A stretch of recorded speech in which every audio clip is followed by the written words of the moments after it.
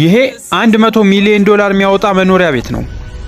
ምናልባትም ዓለም ላይ ካሉ ቅንጡ መኖሪያ ቤቶች መሃል የመጀመሪያው ሊሆን ይችላል።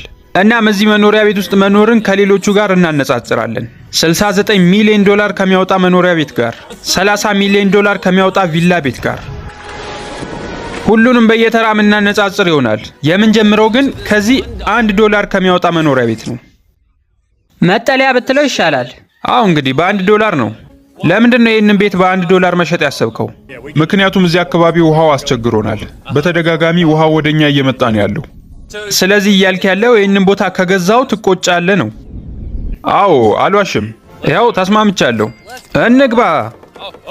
ቤቱ ምን ያህል የመውደቅ እድል አለው? በጣም ብዙ ነው። እሬ በጣም ያስፈራል። እዚህ ጋር ሶፋ አለን፣ በዚህ በኩል ደግሞ ፍራሽ አለ፣ ከዛ ደግሞ መሬቱ አለ። እዚሁ ከቤት ውስጥ ሆኜ አሳ ማጥመድ እችላለሁ። ይሄው አንድ ያስኩኝ። አይ ማጥመጃው ራሱ ነው፣ ተሳስቼ ነው፣ ይቅርታ። እንዴት ነው አሁን ስንዝናናበት ምናምን ስታይ ቤቱን ተቆጨ እንዴ በመሸጥ? በፍጹም። አንድ ሐሳብ አለኝ። ከዚህ ቤት እንውጣ በቃ። በዚህ ቪዲዮ መጨረሻ የዚህን ቤት 100 ሚሊዮን እጥፍ የሚያስወጣ ቤት እናያለን። ወደዚህ ቤት በድጋሚ መመለስ አልፈልግም። እስኪ የተሻሉትን ደግሞ እናያለን። በባለፈው ይህንን ጥያቄ ጠይቄ ነበር። ብዙ ሰዎች መልሳችሁን አስቀምጣችኋል። አሁን አሸናፊውን ለያለን። የዛሬው አሸናፊያችን የኛው አካውንት ነው። ቴሌግራም ላይ አናግሩኝ። በዛሬው ቪዲዮ ጥያቄ ይኖረናል። አሁን ደርሰናል። የ1 ሚሊዮን ዶላር ቤት። ይህ ማለት እዚህ ቤት ውስጥ ለመኖር ሚሊዮነር መሆን አለባችሁ ማለት ነው። ስለዚህ የሚሊዮነሮች ኑሮ እንዴት እንደሆነ እናያለን። መጀመሪያ የተረዳሁት ነገር ከኔ ቤት በጣም ይበልጣል። ይህ የ1 ሚሊዮን ዶላር ቤት በጣም ሰፊ የሆነ ኪችን አለው። እንዲሁም 4 መኝታ ክፍሎችን አይቻለሁ። በዚህ በኩል ደግሞ በጣም አስገራሚ ነገር አለ። ተመልከቱት ይህንን ሻወር። መታጠቢያ ገንዳው ብቻ ቅድም ካየነው መኖሪያ ቤት ይበልጣል። የዚህ ቤት ምርጥ ቦታ ግን ያለው ከደረጃዎቹ ስር ነው።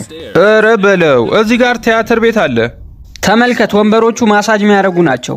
ወንበሩ ሪሞት አለው። ከቲያትር ቤቱ በተጨማሪ ብዙ መጫወቻና መዝናኛ ቦታዎችም አሉት። አሬ ይሄ ቤት በጣም ምርጥ ነው። በመጨረሻ ደግሞ የዋና ገንዳ። በአጠቃላይ እዚህ ቤት ውስጥ መኖር በጣም የሚያስደስት ነው። በእርግጥም እዚህ የመጣ ነው የሰዎችን ኑሮ ለማየት ነው። ለዛም ደግሞ ሌላ የተሻለ ነገር ማየትም እንችላለን። የ15 ሚሊዮን ዶላር ቤት። ገፋ አድርገው እስኪ በሩን። ኧረ ጉድ! ምን አይነት ቤት ነው ይሄ? ቤት የሆነ ጌም ላይ ምናምን ያየኸው አይመስልም? ተመልከቱ እስኪ ወደ ውጪ። መዋኛ ገንዳው ግን ከ1 ሚሊዮን ዶላሩ ቤት ያነሰ ነው። ነገር ግን እዚህ ሆናችሁ ሙሉ ሎስ አንጀለስን ማየት ትችላላችሁ። አትጩ